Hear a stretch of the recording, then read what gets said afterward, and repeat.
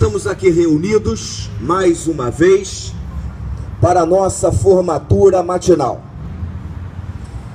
A gente sempre escolhe um tema que vai ser útil a você lá fora, para que você, através dessa insistência, adquira o conhecimento técnico tão importante para que na hora de uma entrevista, de um processo seletivo, você seja a melhor opção para o mercado de trabalho. Se você não for a melhor opção na hora da entrevista, você vai perder a oportunidade. É só isso, não é verdade? Você precisa causar uma boa impressão de cara.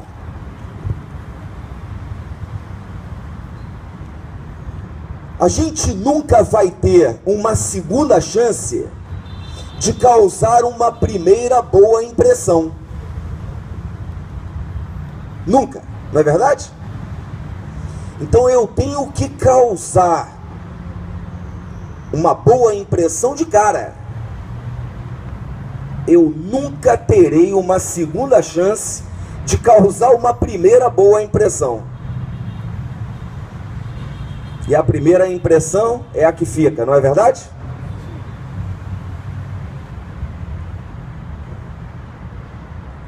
A palavra-chave hoje é percepção, feeling, sentimento. Eu gostaria que vocês se lembrassem dessa palavrinha, feeling. Feeling significa sentimento. Através do meu feeling, eu percebo o que está dentro do olhar das pessoas, dentro do coração das pessoas. Nós, profissionais de segurança privada, precisamos desenvolver o sentimento. O que aquele movimento significa, aquele olhar, aquelas palavras, a construção daquela frase, aquele comportamento, aquela linha de ação, aquela atitude. Às vezes, através de um olhar, eu percebo algo. Mas é necessário que nós estejamos vigiando, atentos, focados. Senão, eu não percebo nada, eu passo a ser um cego, um inútil. Fico rindo igual hiena e não enxergo absolutamente nada ao meu redor. Então a palavra-chave é sentimento, hoje, tá bom?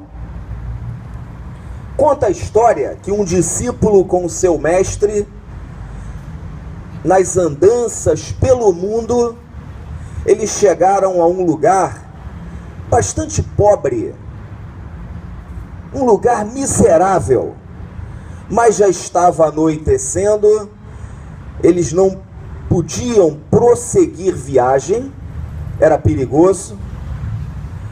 E aí o mestre bateu palmas e pediu que eles passassem a noite naquele local, num cantinho qualquer. Era uma espécie de um sítio, mas pobre. O dono estava todo desdentado, os dentes podres. Apareceram um monte de filhos barrigudos com vermes, desnutridos.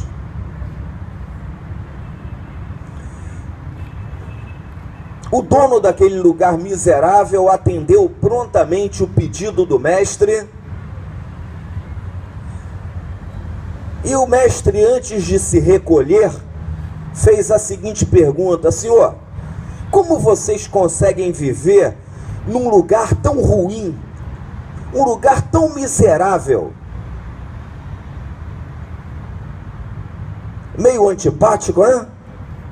Mas aquele pobre senhor respondeu o seguinte: o senhor está vendo aquela vaquinha? Apontou para uma vaquinha bonita, forte, saudável, gorda,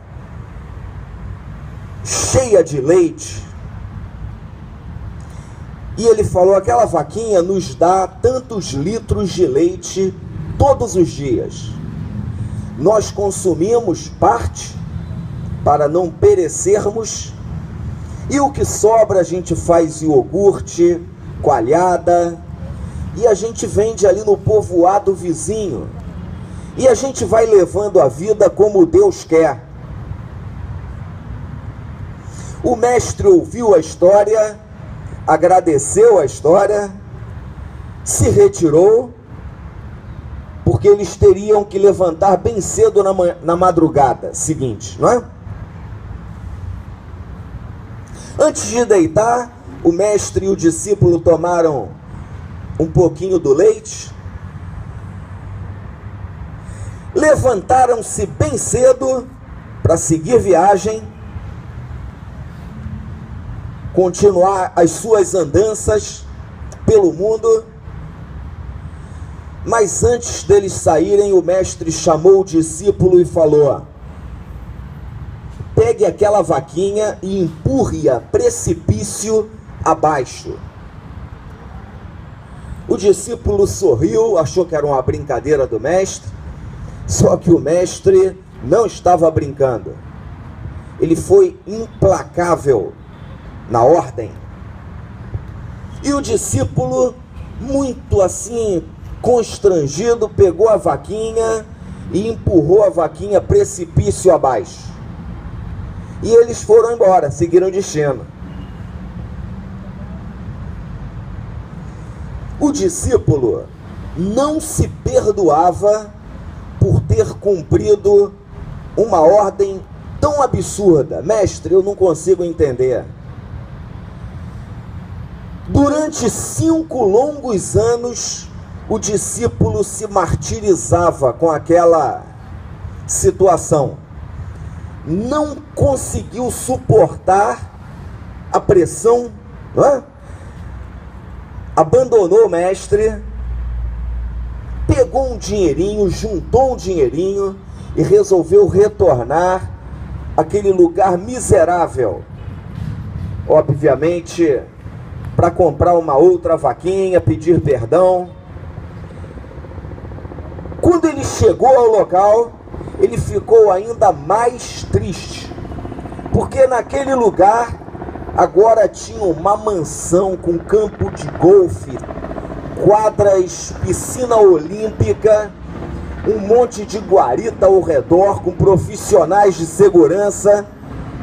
E ele chegou para um daqueles vigilantes e falou o seguinte: caramba, vocês sabem para onde foi uma família que morava aqui há 5 anos? E os vigilantes falaram o seguinte: olha, pelo que nós sabemos, os donos dessa mansão sempre moraram aqui, nunca ninguém morou aqui senão eles. E nisso vem o dono da mansão. O discípulo olha, tem uma certa dificuldade, mas reconhece. Só que agora ele não estava mais desdentado. Agora os dentes bonitos, os filhos bem maiores, corpos atléticos. Ele se aproximou do discípulo e falou: opa, como é que vai? Tudo bem? E o discípulo falou: puxa, como vocês melhoraram de vida? O que aconteceu? E ele disse: você se lembra daquela noite, obviamente, que vocês dormiram aqui? Aconteceu uma desgraça. A nossa vaquinha escorregou precipício abaixo.